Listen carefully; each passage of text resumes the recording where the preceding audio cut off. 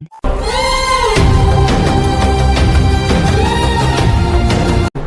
बच्चों, आपका स्वागत है एके कैंपस आपके अपने इंस्टीट्यूट पर। और हम शुरू कर रहे हैं पीटीईटी के लिए जनरल साइंस की क्लासें। और ये क्लासें जो हैं आपके और भी कंपटीशन एग्ज़ाम में काम आएंगी। तो बेसिकली मैं क्या कर रहा हूँ, सबसे पहले केमिस्ट्री का पोर्शन शुरू कर रहा हूँ, क्योंकि जनरली 9th-10th में बच्चा इसको पढ़कर आता है इन टॉपिक्स को, और सबको इनके बारे में पता भी होता है। ठीक है, तो केमिस्ट्री का अगर सिंपल सा पार्ट लूँ मैं, जिसे हम कहते हैं रसायन विज्ञान। अगर रसायन विज्ञान का सामान्य पार्ट अगर मैं चाहता हूँ, तो रसायन विज्ञान की जो अवधारणा है वो अणु और परमाणुओं से मिलकर बनी होती है। यानी केमिस्ट्री को हम अणु और परमाणु से मिलकर पढ़ सकते हैं। ठीक, परमाणु के बारे में सबसे पहले बताने वाला वैज्ञानिक था डाल्टन। डाल्टन ने परमाणु सिद्धांत प्रस्तुत किया और इनके अनुसार इन्होंने बताया था कि प्रत्येक अणु परमाणुओं के एक निश्चित अनुपात से मिलकर बना होता है। ठीक है, जैसे मान लो कि मैं कहता हूं जल का अणु मुझे बनाना है, जल H2O। ठीक, तो डाल्टन के अनुसार ये जो जल का अणु है, इसमें हाइड्रोजन और ऑक्सीजन जो परमाणु हैं, इनका अनुपात होगा 2:1। कहने का मतलब ये, आप पृथ्वी में कहीं भी चले जाओ, अलवर में पानी पी लो, उस पानी का केमिकल फॉर्मूला H2O होगा, 2:1 अनुपात होगा।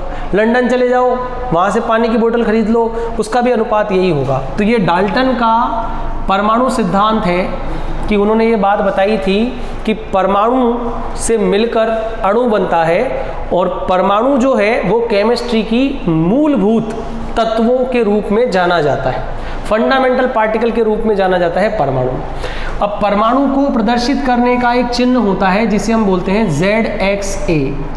ये परमाणु का प्रतीक है, ये आपको ऐसा भी दिखाई दे सकता है, ZXA या ZXA। मतलब ये A जो है वो बाएं भाग में भी हो सकता है और दाएं भाग में भी हो सकता है। ये चिन्ह परिपाठी है कि परमाणु को इस रूप में प्रदर्शित किया जाता है। यहाँ पर जो A है उसे हम कहेंगे परमाणु द्रव्यमान संख्या, जिसे हम हिंदी में कहते हैं मास नंबर। ठीक, और हमारा जो Z है उसे कहते हैं परमाणु क्रमांक, इसे कहा जाता है एटॉमिक नंबर। और यहां जो X है इसे बोलते हैं एलिमेंट, यानी तत्व। और तत्व का मतलब होता है तत्व का प्रतीक। जिस नाम से तत्व को प्रस्तुत किया जाता है वो X के रूप में लिखा जाता है। जैसे एग्जाम्पल के तौर पर हम माने तो इस छोटे से बॉक्स में मैं साबित करूंगा इस बात को जो मैं पढ़ा रहा हूं। जैसे मैंने लिखा है H, तो मैं लिखूंगा 1H1। इसका मतलब ये है कि A भी इसका 1 है, Z भी इसका 1 है, और X हो गया H। H का मतलब हो गया हाइड्रोजन। ठीक है, तो ये प्रकृति का पहला परमाणु है जो आवर्त सारणी में प्रथम स्थान पर आता है। इसका परमाणु क्रमांक 1 है, इसका द्रव्यमान 1 है, द्रव्यमान संख्या, और इसका प्रतीक है H। तो ये परमाणु को प्रस्तुत करने का तरीका हो गया कि हम कैसे परमाणु को प्रस्तुत करें और कैसे उसे निरूपित करें। तो जब भी किसी परमाणु को प्रस्तुत किया जाएगा इसी रूप में प्रस्तुत किया जाएगा, इसके अलावा और कोई तरीका नहीं है परमाणु को प्रस्तुत करने का। ठीक है, अब आपसे पूछा जाता है कि परमाणुओं के द्रव्यमान क्या होते हैं, परमाणुओं के क्रमांक क्या होते हैं। तो परमाणु का क्रमांक होता है Z, परमाणु का द्रव्यमान होता है A, जो हमेशा परमाणु के ऊपर लिखा होता है। विशिष्ट कुछ परमाणु ऐसे हैं जिनके परमाणु द्रव्यमान संख्या और परमाणु क्रमांक आपको याद करने पड़ेंगे। उनको मैं अभी आपके सामने लिख रहा हूं, तो वो आप नोट कर लो और उनको साथ ही साथ याद कर लेना।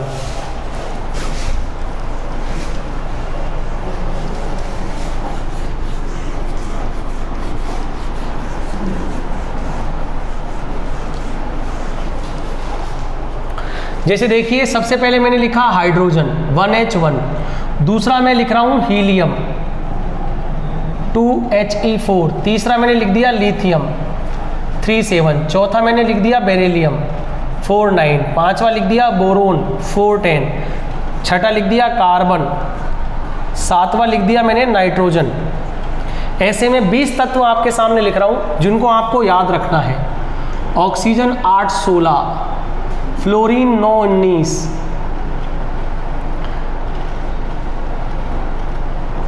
उसके बाद आएगा नियोन 10 20, फिर आएगा सोडियम 11 23, ठीक है। उसके बाद आएगा मैग्नीशियम 12 24, फिर एल्यूमिनियम 13 27, उसके बाद सिलिकॉन 14 28, फिर उसके बाद में आएगा फॉस्फोरस,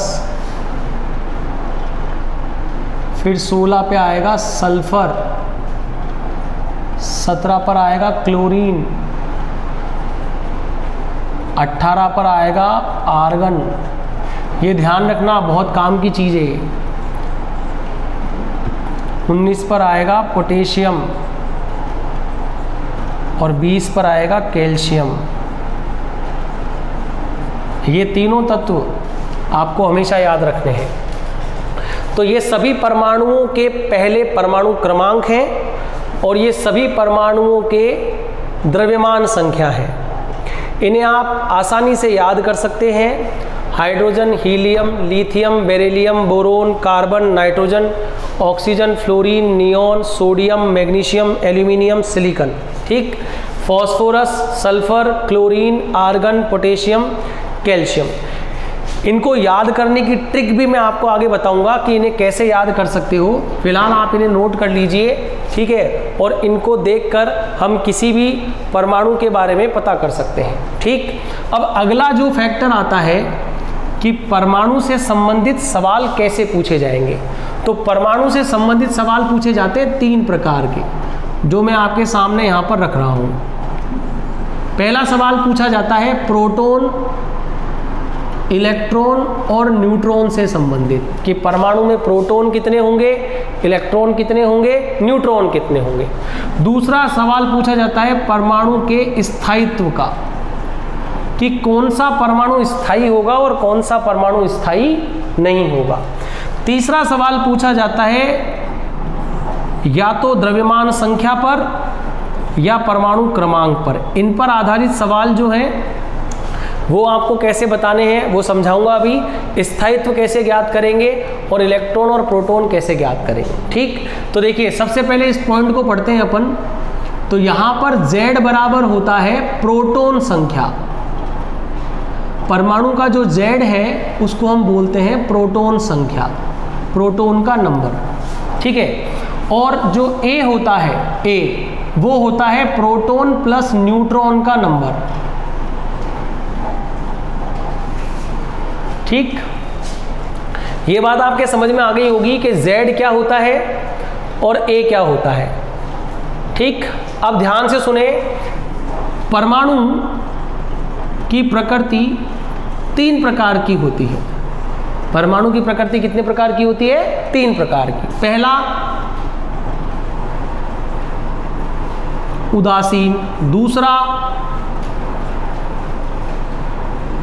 धनावेशित, तीसरा ऋणावेशित। परमाणु कितने प्रकृति का हो गया? 3 तरह का। उदासीन हो गया, धनावेशित हो गया, ऋणावेशित हो गया। उदासीन कब माना जाएगा परमाणु? परमाणु को उदासीन तब माना जाएगा जब परमाणु में कुल प्रोटॉन बराबर कुल इलेक्ट्रॉन होंगे। मतलब प्रोटॉन और इलेक्ट्रॉन की जो संख्या है वो बराबर होगी, ठीक है। उस परमाणु को हमेशा उदासीन माना जाएगा कि उसमें प्रोटॉन और इलेक्ट्रॉन की संख्या बराबर है। धनावेशित परमाणु उसे कहा जाएगा जिसमें प्रोटॉन की संख्या इलेक्ट्रॉन से ज़्यादा है, और ऋणावेशित परमाणु उसे माना जाएगा जिसमें प्रोटॉन की संख्या इलेक्ट्रॉन से कम है। यानी ये 3 चीज़ें हमें समझ में आ गई हैं कि परमाणु उदासीन है मतलब उसमें प्रोटॉन की संख्या इलेक्ट्रॉन के बराबर है। परमाणु धनावेशित है मतलब उसमें प्रोटॉन इलेक्ट्रॉन से ज़्यादा है। परमाणु ऋणावेशित है मतलब उसमें प्रोटॉन इलेक्ट्रॉन से कम है, ठीक। और प्रोटॉन को बारे में हमने क्या पढ़ा कि जो Z नंबर होता है परमाणु का वही उसकी प्रोटॉन की संख्या होती है, और जो परमाणु की द्रव्यमान है वो प्रोटॉन और न्यूट्रॉन की संख्या पर निर्भर करता है। तो देखिए, अगर हमारे पास प्रोटॉन है तो हम इलेक्ट्रॉन ज्ञात कर सकते हैं, ठीक है। प्रोटॉन कहाँ से आएंगे? Z से आएंगे। Z कहाँ से आएगा? परमाणु से आएगा, ठीक। अगर हमारे पास Z है, A है, परमाणु का द्रव्यमान संख्या है, तो हम न्यूट्रॉन की भी गणना कर सकते हैं। फॉर एग्जाम्पल अगर हम देखें उदाहरण के तौर पर, तो मेरे पास यहां पर मैग्नीशियम परमाणु है। अब ये 20 परमाणु ऐसे हैं जिनका Z और A आपको याद करना ही पड़ेगा अगर आपको जनरल साइंस के टॉपिक यानी केमिस्ट्री से रिलेटेड लगभग 2 क्वेश्चन आपको देखने को मिलेंगे, और 2 क्वेश्चन में मैं आपको बता रहा हूं, आप यकीन मानिए कि ये जो टॉपिक है ना, इनमें से एक क्वेश्चन आने वाला है, ठीक। ऐसा देखा गया है पीटीटी एग्जाम में, ठीक है, कि या जनरल केमिस्ट्री के एग्जाम में देखा गया है कि परमाणु से संबंधित सवाल जरूर पूछा जाता है, ठीक है। तो देखिए यहाँ हम देख रहे हैं 12 Mg24। अब यहाँ पर जो Z है वो तो है 12 और जो A है वो है 24, ठीक। अब कोशिश ये करेंगे हम कि हम यहाँ पर प्रोटॉन निकालते हैं। तो देखिए प्रोटॉन की संख्या कितनी हो गई? 12 हो गई, क्योंकि जो Z था वही P था। अब हम चाहते हैं न्यूट्रॉन निकालना, तो हम जानते हैं A बराबर होता है P प्लस N, ठीक। A हमारा कितना है? 24, P हमारा कितना है? 12, और न्यूट्रॉन हम निकाल सकते हैं। कैसे? इसको इधर ले जाएंगे तो ये माइनस हो जाएगा, तो हम लिखेंगे 24 माइनस 12, और हमारे न्यूट्रॉन की संख्या कितनी हो जाएगी? 12। यानी मैग्नीशियम परमाणु में न्यूट्रॉन कितने हैं? 12, प्रोटॉन कितने हैं? 12। अब अगर परमाणु उदासीन है, परमाणु उदासीन है, ठीक है, उदासीन है, तो प्रोटॉन जितने होंगे उतने ही इलेक्ट्रॉन होंगे, ठीक। यानी हम मैग्नीशियम परमाणु के प्रोटॉन, परमाणु के इलेक्ट्रॉन और परमाणु के न्यूट्रॉन का अध्ययन आसानी से कर सकते हैं।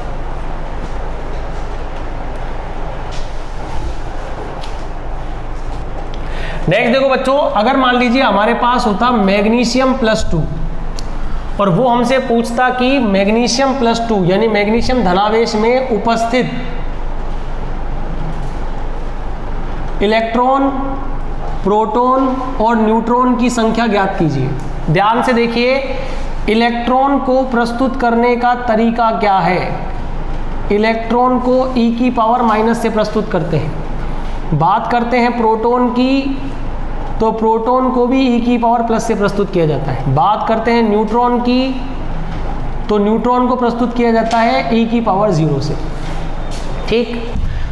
देखो बच्चों, यहीं पर एक छोटी सी बात बता रहा हूं आपको, जो आपको याद रखनी है। आपको क्या याद रखना है? ईंट पर नाच। कैसे नाचोगे आप? जब आपका सिलेक्शन हो जाएगा, जब आप ईंट पर नाचोगे। ई का मतलब होता है इलेक्ट्रॉन, ट का मतलब होता है थॉमसन, प का मतलब होता है प्रोटॉन और र का मतलब होता है रदरफोर्ड।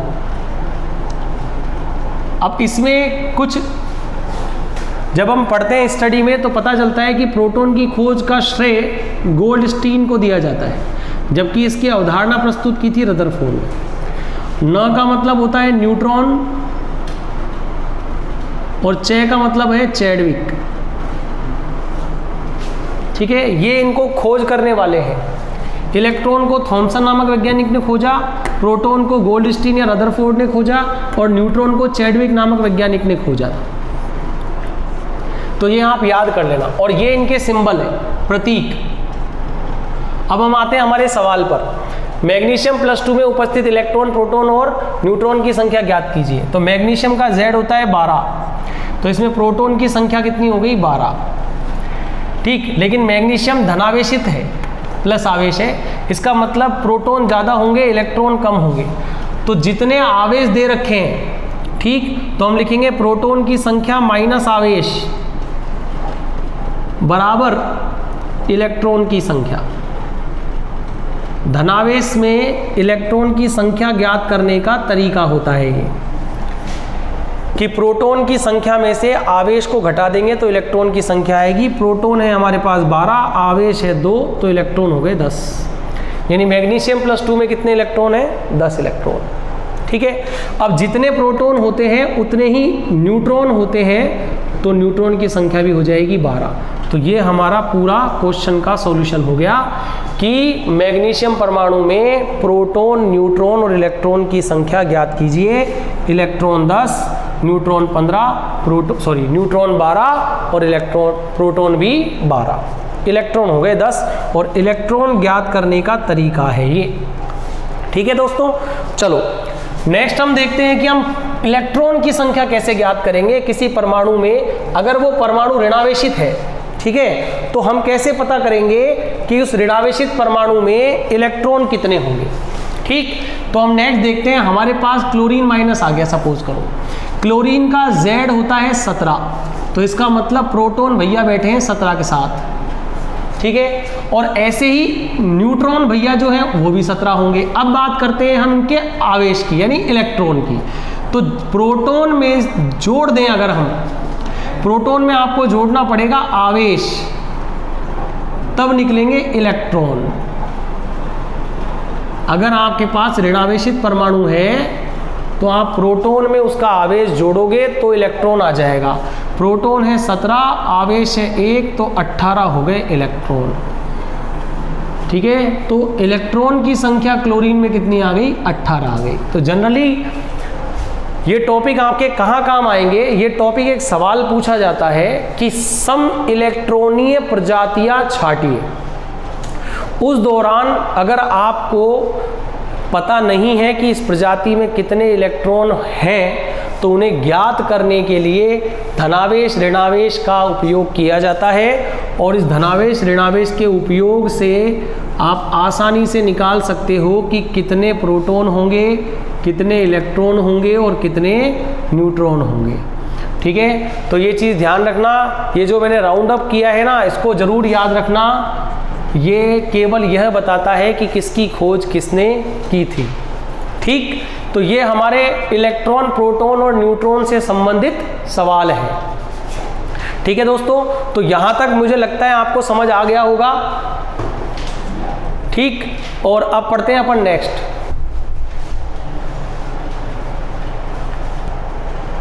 नेक्स्ट देखते हैं बच्चों अपन परमाणु का स्थायित्व।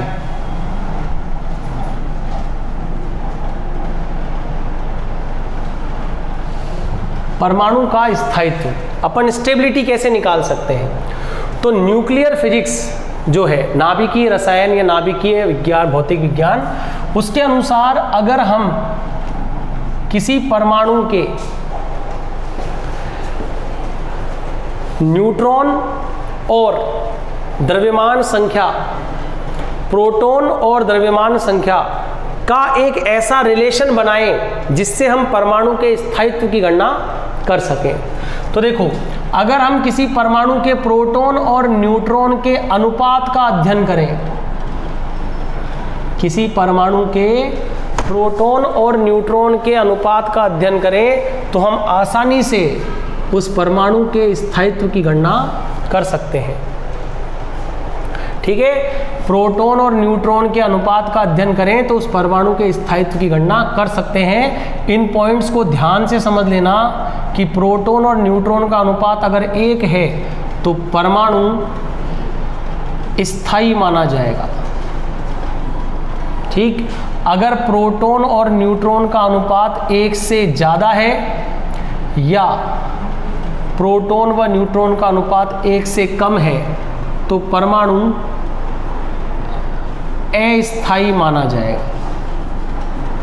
जिसे आप देख सकते हैं। ठीक, तो ये आपको ध्यान रखना है, प्रोटॉन और न्यूट्रॉन का अनुपात। अब मान लीजिए मैंने आपके सामने 4 परमाणु रखे हैं। एक मैंने रखा है मैग्नीशियम परमाणु, एक मैंने रखा है कार्बन परमाणु, एक मैंने रखा है ऑक्सीजन परमाणु, एक मैंने रखा है सल्फर परमाणु। इन 4 एग्जाम्पल से मैं आपको बताऊंगा कि परमाणु स्थायी है या अस्थायी है। सबसे पहले मैं इसका Z लिखता हूं, जो आपको याद रखना है। उसके बाद मैं इसका A लिखता हूं, जो भी आपको याद रखना है, ठीक है। अब इनका Z और A आ गया, तो देखिए Z बराबर P होता है, तो P बराबर 12, P बराबर 6, P बराबर 8, P बराबर 16। अब मुझे निकालना है N, तो इसमें से इसको घटा दो उदासीन परमाणु में।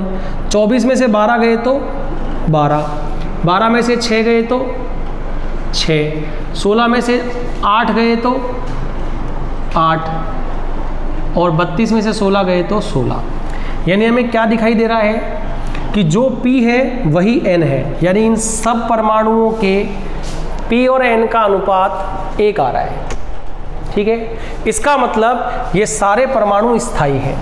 तो सर आपने वही परमाणु क्यों लिखे हैं जो स्थायी है, वो भी तो लिखिए जो अस्थायी है।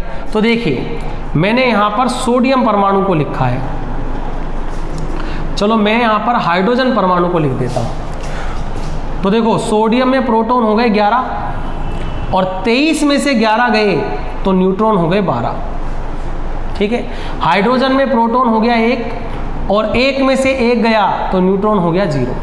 यानी एक तो यही सवाल बन गया कि न्यूट्रॉन रहित प्रजाति कौन सी है, परमाणु की वह प्रजाति जिसमें न्यूट्रॉन नहीं पाया जाता, तो वह प्रजाति है हाइड्रोजन, ठीक है। और इसका एग्जाम्पल आप देख रहे हो कि प्रोटॉन है 11 और न्यूट्रॉन है 12, यानी अनुपात 1 से कम आएगा।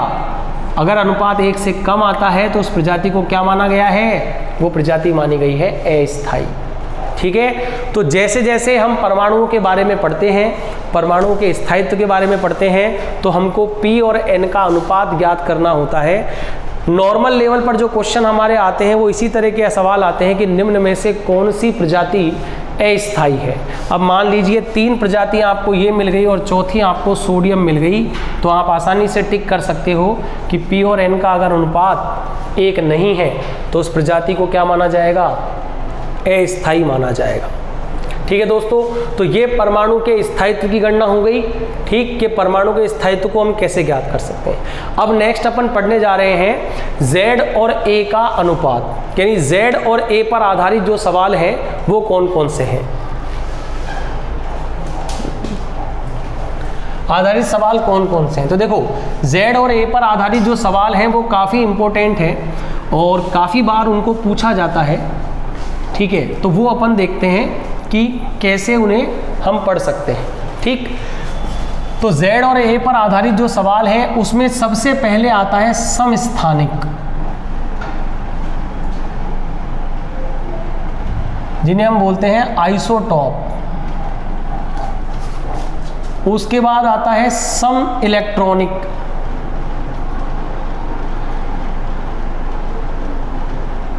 इसको हम बोलते हैं आइसो इलेक्ट्रॉनिक।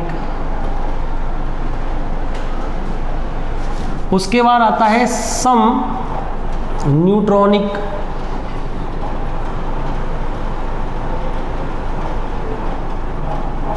इसको हम बोलते हैं आइसो न्यूट्रॉनिक।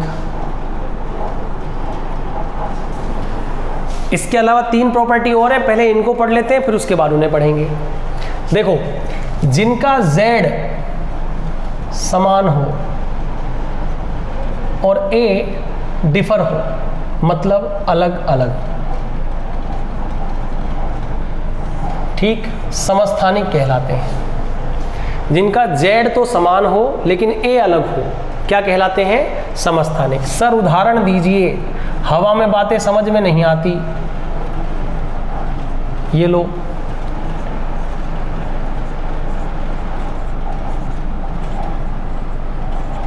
दिखाई दे रहा होगा आपको,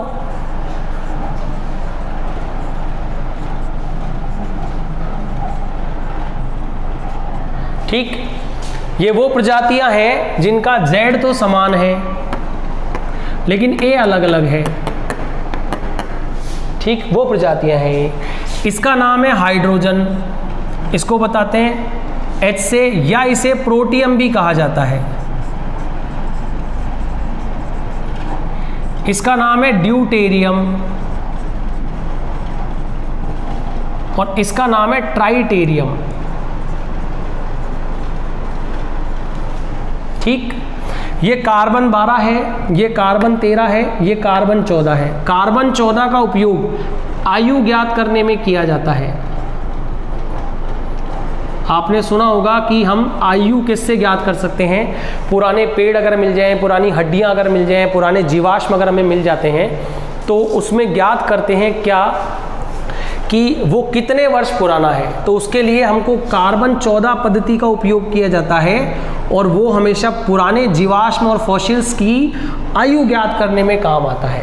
ठीक है, क्यों ज्ञात करने में काम आता है कि हमारा अगर नवीन शरीर है, ठीक, वैसे नवीन हमारे सर हैं, लेकिन अगर हमारा नवीन शरीर है तो उसके अंदर कार्बन की जो मात्रा है, कार्बन पदार्थ की जो मात्रा है, मान लीजिए वो 100% है। ठीक है, और पुराना अगर कोई शरीर है उसमें कार्बन की मात्रा मिली 20%, और 100% और 20%, और हमें पता है कि हर 5 वर्ष बाद कार्बन 5% गायब हो जाता है, यानी 5% की कमी आती है। हमें पुराने शरीर में कितना मिला? 20%। नए में कितना था? 100%। 5 वर्ष बाद या 10 वर्ष बाद कितनी कमी हो रही है? 5% की। तो देख लीजिए कि 5% की कमी हो रही है हर 10 वर्ष में, तो 20% कब रहेगा? आसानी से निकाला जा सकता है। ठीक है ना, हर 10 वर्ष में 5% की कमी हो रही है। ठीक है, तो 5 5 5 5 5 यानी 5 की पावर जोड़ते जाएंगे और लास्ट में हमको इसका रिजल्ट मिल जाएगा कि कितने वर्ष बाद में उसके शरीर में 20%, यानी वर्ष आयु हम आसानी से ज्ञात कर सकते हैं। इस पद्धति को कहा जाता है कार्बन डेटिंग पद्धति, कार्बन 14 पद्धति। ठीक है, गोली बिस्कुट वाले सवाल होते हैं, मैंने इतना खाया, उसने इतना खाया, बताओ किसने कितना पचाया। ठीक, ऐसे क्वेश्चन आते हैं सिंपल से। ठीक है, तो ये कार्बन डेटिंग पद्धति में काम आता है। नाइट्रोजन 16 एक रेडियो एक्टिव तत्व है, ठीक, जो शीतलक की तरह काम में लिया जाता है। आपने सुना होगा, देखा भी होगा ना, जो पिक्चरें होती है ना अपनी हॉलीवुड मूवी, उनके अंदर क्या होता है पता है? कोई ऐसा अंदर से निकालता हुआ दिखाते हैं, कोई लैंप, और बाहर धुआं सा निकलता है। ठीक, तो एक्चुअल में क्या होता है? वो रेडियो एक्टिव पदार्थ होता है जिसके अंदर सफ़ेद रंग की स्मोक, जिसे धुआं कहते हैं, वो निकलती है। वो रेडियो एक्टिव सब्सटेंस होते हैं, इनका उपयोग किया जाता है इसमें। तो समस्थानिक वो है जिनका जेड सेम है लेकिन ए अलग अलग है। आइसो इलेक्ट्रॉनिक की बात करते हैं, ऐसी प्रजातियां जिनमें इलेक्ट्रॉन की संख्या समान हो। क्या हो? इलेक्ट्रॉन की संख्या समान हो। कैसे प्रजातियां देखेंगे? देखो, सबसे पहली बात तो 2 तरह के सवाल आते हैं इसमें। एक तो वो प्रजातियां जिनमें 10 इलेक्ट्रॉन होते हैं और एक वो प्रजातियां जिनमें 18 इलेक्ट्रॉन होते हैं। देखो, 10 इलेक्ट्रॉन किस में होंगे? अगर एल्यूमिनियम के पास में 13 इलेक्ट्रॉन थे, क्योंकि एल्यूमिनियम के पास में 13 प्रोटॉन थे, उनमें से हमने 3 निकाल दिए तो 10 बचेंगे। ठीक है, अगर मान लीजिए मैग्नीशियम के पास में 12 थे, हमने 2 निकाल दिए। सोडियम के पास में 11 थे, हमने 1 निकाल दिया। नियोन के पास में 10 थे, 10 के 10 आ गए। ठीक है, अब मान लीजिए हमारे पास आ गया कौन? फ्लोरीन। फ्लोरीन में 9 थे, हमने 1 जोड़ दिया। ऑक्सीजन में 8 थे, हमने 2 जोड़ दिए। नाइट्रोजन में 7 थे, हमने 3 जोड़ दिए। तो ये सारी प्रजातियां वो हैं जिनके अंदर केवल 10 इलेक्ट्रॉन पाए जाते हैं। अब ऐसे 18 की बात करते हैं। क्लोरीन में 17 थे, हमने 18 कर दिया। सल्फर में 16 थे, चलो 15 से ले लेते हैं। फास्फोरस में 15 थे, हमने 18 कर दिए। सल्फर में 16 थे, हमने 18 कर दिए। क्लोरीन में 17 थे, हमने 18 कर दिए। आर्गन में 18 थे, हमने 18 ही रखे। ठीक, उसके बाद पोटेशियम में 19 थे, हमने 18 कर दिए। कैल्शियम में 20 थे, हमने 18 कर दिए। तो ये वो प्रजातियां हैं जिनमें सबके पास में 18 इलेक्ट्रॉन है, और ये वो प्रजातियां हैं जिनके पास में 10 इलेक्ट्रॉन है। तो आपसे हमेशा पूछा जाता है निम्न में से सम इलेक्ट्रॉनीय प्रजातियां छांटिए। आपको 2-2 के जोड़े दे देंगे, एक ये दे दिया, एक ये दे दिया। इसके अलावा आपको ये पकड़ा देंगे, कोई भी 1-2 ये साथ में पकड़ा देंगे। तो आपको छांटना है कि जो युग्म आपको मिले हैं उनमें से सम इलेक्ट्रॉनीय कौन है। जिनके पास समान इलेक्ट्रॉन पाए जाते हैं उन्हें सम इलेक्ट्रॉनीय प्रजातियां कहते हैं। ठीक है। अब बात करते हैं सम न्यूट्रॉनिक प्रजाति। तो जिनके पास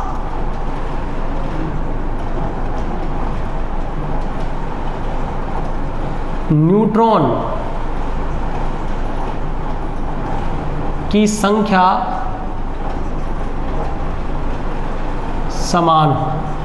ठीक है, देखो मैं आपको बताता हूं, यही इसके एग्जाम्पल है, मैं आपको समझाता हूं। देखो 14 में से 6 गए तो कितने बचे?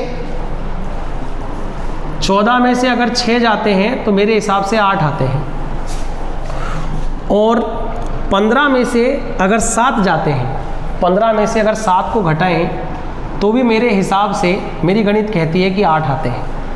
और जब भी A में से Z घटता है हमेशा न्यूट्रॉन की संख्या आती है, यानी इन दोनों प्रजातियों में न्यूट्रॉन की संख्या समान है। इसका मतलब ये सम न्यूट्रॉनिक प्रजातियां हैं। ठीक, ऐसे बहुत से एग्जाम्पल हैं जिन्हें आप देख सकते हो, उसके कुछ उदाहरण मैं आपको यहाँ पर दे रहा हूँ। ठीक है, तो ये 3 प्रजातियाँ हो गई, समस्थानिक, सम इलेक्ट्रॉनीय और सम न्यूट्रॉनिक। ठीक है, ये वो प्रजातियां हैं जिनके क्वेश्चन परमाणु से आधारित है, परमाणु का Z और परमाणु का A इनसे आधारित होता है। तो यहाँ पर अपना परमाणु वाला टॉपिक समाप्त हो जाता है कि परमाणु, परमाणु भार, परमाणु में प्रोटॉन, इलेक्ट्रॉन, न्यूट्रॉन, इनकी खोज किसने की थी, स्थायी परमाणु कौन सा है, अस्थायी परमाणु कौन सा है, सम इलेक्ट्रॉनिक प्रजाति कौन सी है, आइसोटॉप किसे कहते हैं, सम न्यूट्रॉनिक प्रजातियाँ कौन सी हैं। इन सब का रिवीजन आप इसको पढ़ के आसानी से कर सकते हैं और इससे संबंधित जो सवाल हैं वो भी देख सकते हैं। ठीक है बच्चों, अब नेक्स्ट टॉपिक हम अपने अगले लेक्चर के अंदर देखेंगे। तब तक आप इन सब को अच्छे से पढ़ लीजिए और याद कर लीजिए।